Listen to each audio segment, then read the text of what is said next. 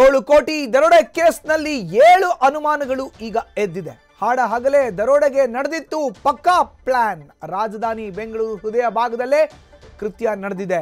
ಘಟನೆ ನಡೆದು 1 ಗಂಟೆ ಆದರೂ ಮಾಹಿತಿಯೇ ಇರಲಿಲ್ಲ. ಅಸಲಿಗೆ ಅಲ್ಲಿ ನಡೆದಿದ್ದೇನು, ಆ 1 ಗಂಟೆ ಆಗಿದ್ದೇನು, ಸಿಬ್ಬಂದಿಯ ಮೇಲೆ ಈಗ ಅನುಮಾನ ಹೆಚ್ಚಾಗ್ತಾ ಇದೆ.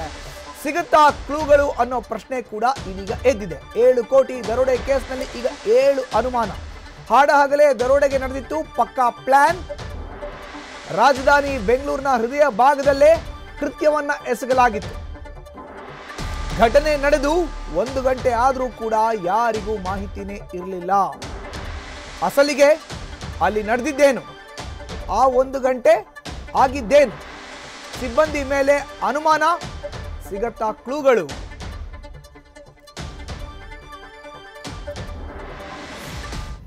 ಇನ್ನು ಇವತ್ತು ಬೆಂಗಳೂರಿನ ಹೃದಯ ಭಾಗದಲ್ಲಿ ಹಾಡ ಹಗಲೇ 7 ಕೋಟಿ ರೂಪಾಯಿ ದರೋಡೆ ಮಾಡಲಾಗಿದೆ. ಹೀಗಾಗಿ ಇದೇ ಪ್ರಕರಣಕ್ಕೆ ಸಂಬಂಧಪಟ್ಟಂತೆ ಈಗ 7 ಅನುಮಾನ ಎದ್ದಿದೆ. ಹಾಡ ಹಗಲೇ ದರೋಡೆಗೆ ಪಕ್ಕಾ ಪ್ಲಾನ್ ಆಗಿತ್ತ. ರಾಜಧಾನಿ ಹೃದಯ ಭಾಗದಲ್ಲಿ ಕೃತ್ಯವನ್ನ ಎಸಗಲಾಗಿತ್ತು. CMS ವಾಹನವನ್ನ ಅಡ್ಡಗಟ್ಟಿ ದರೋಡೆಯನ್ನ ಮಾಡಿದ್ರು. ದರೋಡೆಯಾಗಿ 1 ಗಂಟೆ ಕಳೆದ್ರೂ ಕೂಡ ಯಾರಿಗೂ ಮಾಹಿತಿಯೇ ಇರಲಿಲ್ಲ. ನೋಡ್ತಾ ಇದ್ದೀವಿ ಇನೋವಾ ಕಾರು. ಇದೇ ಇನೋವಾ ಕಾರ್ನಲ್ಲಿ ಈಗ ಲೂಟಿಯನ್ನು ಮಾಡಿ ಎಸ್ಕೇಪ್ ಆಗಿದ್ದಾರೆ.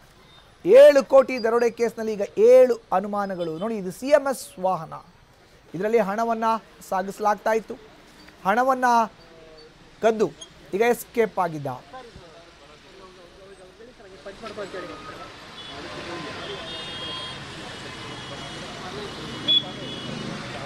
ಇನ್ನು ಇವತ್ತು ಬೆಂಗಳೂರಿನಲ್ಲಿ ನಡೆದಿರೋ ಅಂತ 7 ಕೋಟಿ ದರೋಡೆ ನಡೆದಿದ್ದು ಹೇಗೆ ಅನ್ನೋದನ್ನ ನೋಡೋದಾದ್ರೆ, JP ನಗರದ HDFC ಬ್ಯಾಂಕ್ನಿಂದ ಹಣವನ್ನ ತರ್ತಾ ಇತ್ತು CMS ವಾಹನ. JP ನಗರದ HDFC ಬ್ಯಾಂಕ್ನಿಂದ ಬರ್ತಾ ಇತ್ತು ಹಣ. ಅಶೋಕ ಪಿಲ್ಲರ್ ಬಳಿ CMS ವಾಹನವನ್ನ ಅಡ್ಡಗಟ್ಟಿದ್ರು 7 ರಿಂದ 8 ಜನರ ಗ್ಯಾಂಗ್. ಒಂದು ಇನೋವಾ ಕಾರ್ನಲ್ಲಿ ಎಂಟ್ರಿ ಕೊಟ್ಟಿತ್ತು ಈ ಖತರ್ನಾಕ್ ಕಳ್ಳರ ಗ್ಯಾಂಗ್. ನಾವು ಟ್ಯಾಕ್ಸ್ ಆಫೀಸರ್ಸ್ ಡಾಕ್ಯುಮೆಂಟ್ ವೆರಿಫೈ ಮಾಡಬೇಕು ಅಂತ ಹೇಳಿ ಸುಳ್ಳು ಹೇಳಿ ಗನ್ಮ್ಯಾನ್ ಸೇರಿದಂತೆ ಸಿಬ್ಬಂದಿಗೆ ಬೆದರಿಸಿದ್ದೆ ಈ ಗ್ಯಾಂಗ್. ವಾಹನದಲ್ಲಿ ಡ್ರೈವರ್, 2 ಗನ್ಮ್ಯಾನ್, ಸಿಬ್ಬಂದಿ ಇದ್ದಂಥ ಬಗ್ಗೆ ಮಾಹಿತಿ ಲಭ್ಯ ಆಗಿದೆ. ಡ್ರೈವರ್ನ ಅಲ್ಲೇ ಬಿಟ್ಟು ಉಳಿದ ಸಿಬ್ಬಂದಿಯನ್ನ ಕರೆದೊಯ್ತು ಗ್ಯಾಂಗ್. ಬಳಿಕ ಅರ್ಧದಲ್ಲೇ ಅವರನ್ನ ಇಳಿಸಿ ಚಾಲಕನನ್ನ ಫಾಲೋ ಮಾಡ್ತಾರೆ. ಡೈರಿ ಸರ್ಕಲ್ನಲ್ಲಿ ಚಾಲಕ ಇದ್ದಂಥ CMS ವಾಹನವನ್ನು ಅಡ್ಡಗಟ್ಟಿ ಹಣವನ್ನು ಲೂಟಿ ಮಾಡಿದ್ದಾರೆ. CMS ವಾಹನದಿಂದ ಬರೋಬ್ಬರಿ 7 ಕೋಟಿ 11 ಲಕ್ಷ ರೂಪಾಯಿ ಇನೋವಾ ಕಾರ್ಗೆ ಶಿಫ್ಟ್ ಮಾಡ್ಕೊಳ್ತಾರೆ. ಘಟನೆ ಆಗಿದೆ 1 ಗಂಟೆ 38 ನಿಮಿಷಕ್ಕೆ ಇನೋವಾ ಕಾರ್ ಈಜಿಪುರ ಪಾಸ್ ಆಗಿದೆ. ಬಳಿಕ ಹೊಸಕೋಟೆ ಮಾರ್ಗವಾಗಿ ಹೊರಟಿದ್ದಾರೆ ಕದೀಮರ ಗ್ಯಾಂಗ್. ಆನಂತರ ಹೊಸಕೋಟೆ ಬಳಿ ಯು ಟರ್ನ್ ಮಾಡಿ ಅತಿ ಬೆಲೆ ಕಡೆ ಪ್ರಯಾಣವನ್ನು ಬೆಳೆಸಿ 2 ಗಂಟೆ 15 ನಿಮಿಷಕ್ಕೆ ಪೊಲೀಸರಿಗೆ ದರೋಡೆ ಬಗ್ಗೆ ಮಾಹಿತಿ ರವಾನೆ ಆಯಿತು. ಅಂದರೆ ಮಾಹಿತಿ ಸಿಕ್ಕಿದೆ ಅವ್ರಿಗೆ. ಪೊಲೀಸರಿಗೆ ಮಾಹಿತಿ ಸಿಕ್ಕಿರೋದೆ 2 ಗಂಟೆ 15 ನಿಮಿಷಕ್ಕೆ. ಅಲ್ಲಿಗೆ ಲೆಕ್ಕ ಹಾಕೊಳ್ಳಿ, 1 ಗಂಟೆ 21 ನಿಮಿಷದಿಂದ 2 ಗಂಟೆ 15 ನಿಮಿಷ ತನಕ ಪೊಲೀಸರಿಗೆ ಮಾಹಿತಿ ಇರಲಿಲ್ಲ. CMS ವಾಹನದಲ್ಲಿ ಇದ್ದಂಥ 7 ಕೋಟಿ 11 ಲಕ್ಷ ರೂಪಾಯಿನ ಇನೋವಾ ಕಾರ್ನಲ್ಲಿ ಇಟ್ಕೊಂಡು ದರೋಡೆಕೋರರು ಎಸ್ಕೇಪ್ ಆಗಿದ್ರು. ಇನ್ನು ಮಾಹಿತಿ ತಿಳಿದ ಮೇಲೆ ಸ್ಥಳಕ್ಕೆ ಬಂದಂಥ ಪೊಲೀಸರು ದರೋಡೆ ಸ್ಥಳದಲ್ಲೇ ಇದ್ದಂಥ 4 CMS ಸಿಬ್ಬಂದಿಯನ್ನ ವಿಚಾರಣೆ ನಡೆಸಿದ್ದಾರೆ. ಇನ್ನು ಈ ದರೋಡೆ ಪ್ರಕರಣಕ್ಕೆ ಸಂಬಂಧಪಟ್ಟಂತೆ ಆ 7 ಅನುಮಾನಗಳು ಯಾವ್ದು? ಹಾಗಾದ್ರೆ ಅನುಮಾನ ನಂಬರ್ 1, ಘಟನೆ ನಡೆದು 1 ಗಂಟೆ ಆದರೂ ಮಾಹಿತಿ ನೀಡಿಲ್ಲ. ಯಾಕೆ? ಘಟನೆ ಆಗೋಯ್ತು, 1 ಅವರ್ ಆಗೋಗಿದೆ, ಯಾಕೆ ಕೊಟ್ಟಿಲ್ಲ? ಕಳ್ಳರ ಬಗ್ಗೆ ಅನುಮಾನ ಬಂದರೂ ಸೆಕ್ಯೂರಿಟಿ ಸುಮ್ಮನೆ ಇದ್ದಿದ್ದು ಯಾಕೆ? ಇದು 2ನೇ ಅನುಮಾನ. 3ನೇ ಅನುಮಾನ, CMS ವಾಹನದಲ್ಲಿ ಗನ್ ಇದ್ರೂ ಶೂಟ್ ಮಾಡಿಲ್ಲ. ಯಾಕೆ? ಗನ್ಮ್ಯಾನ್ ಇದ್ರು ಗಾಡಿನಲ್ಲಿ, CMS ವಾಹನದಲ್ಲಿ, ಶೂಟ್ ಯಾಕೆ ಮಾಡಲಿಲ್ಲ? 4ನೇ ಅನುಮಾನ, ಕರೆ ಮಾಡಿದವನು ಮೊದಲು ಸ್ಥಳವನ್ನ DJ ಹಳ್ಳಿ ಅಂತ ಹೇಳಿದ್ದು ಯಾಕೆ? ಕರೆ ಮಾಡಿ ಮಾಹಿತಿ ಕೊಟ್ಟನಲ್ಲ, ಅವನು DJ ಹಳ್ಳಿ ಅಂತ ಯಾಕೆ ಹೇಳ್ದ?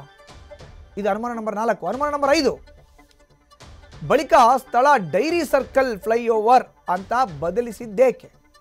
DJ ಹಳ್ಳಿ ಅಂತ ಫಸ್ಟ್ ಹೇಳಿ ಆಮೇಲೆ ಡೈರಿ ಸರ್ಕಲ್ ಅಂತ ಹೇಳಿದ್ಯಾಕೆ? ಅನುಮಾನ ನಂಬರ್ 6, ಹಿಂದೆ ಮುಂದೆ ಯೋಚಿಸದೆ ಚಾಲಕ CMS ವಾಹನ ನಿಲ್ಲಿಸಿದ್ಯಾಕೆ? ಈ ವಾಹನಗಳನ್ನು ಚಲಾವಣೆ ಮಾಡಬೇಕಾದ್ರೆ ಬಹಳ ಎಚ್ಚರಿಕೆಯಿಂದ ಇರಬೇಕು. ಯಾಕಂದರೆ ಕೋಟ್ಯಾಂತರ ರೂಪಾಯಿ ಹಣವನ್ನು ಒಂದು ಕಡೆಯಿಂದ ಮತ್ತೊಂದು ಕಡೆ ಸಾಗಿಸಲಾಗ್ತಾ ಇರುತ್ತೆ. ಏಕಾಏಕಿ CMS ವಾಹನ ನಿಲ್ಲಿಸಿದ್ಯಾಕೆ ಚಾಲಕ ಅನ್ನೋ ಪ್ರಶ್ನೆ ಕೂಡ ಇದೆ. ಇದು ಕೂಡ ಅನುಮಾನ ನಂಬರ್ 6. ಇನ್ನು ಅನುಮಾನ ನಂಬರ್ 7, ಕೃತ್ಯದಲ್ಲಿ ಸಿಬ್ಬಂದಿ ಕೈವಾಡ ಇದೆಯಾ? ಅವರನ್ನು ಅಪಹರಿಸಿದ್ಯಾಕೆ? ಕಾರ್ನಲ್ಲಿ ಇದ್ದಂಥ CMS ವಾಹನದಲ್ಲಿ ಇದ್ದಂಥ ಸಿಬ್ಬಂದಿಯನ್ನು ಕರೆದೊಯ್ದಿದ್ಯಾಕೆ? ಇದು ಕೂಡ ಅನುಮಾನ ಇದೆ. ನಾವು ಟ್ಯಾಕ್ಸ್ ಆಫೀಸರ್ಸ್ ಅಂತ ಹೇಳಿದ ತಕ್ಷಣವೇ CMS ವಾಹನವನ್ನು ನಿಲ್ಲಿಸ್ಬಿಡೋದಾ? ಹೀಗಾಗಿ ಈ ಎಲ್ಲ ಅನುಮಾನಗಳು ಕಾಡ್ತಾ ಇದೆ ಇವ್ರಿಗೆ. ಈ ಅನುಮಾನಗಳನ್ನು ಮುಂದಿಟ್ಕೊಂಡು ಪ್ರಕರಣವನ್ನು ತನಿಖೆ ನಡೆಸಬೇಕಾಗಿದೆ. CMS ವಾಹನವನ್ನು ದರೋಡೆ ಮಾಡಲಾಗಿದೆ. 7 ಕೋಟಿ 11 ಲಕ್ಷ ಮೌಲ್ಯದ ನಗದನ್ನು ಈಗ ಲಪಟಾಯಿಸಿದ್ದಾರೆ ಕಳ್ಳರು.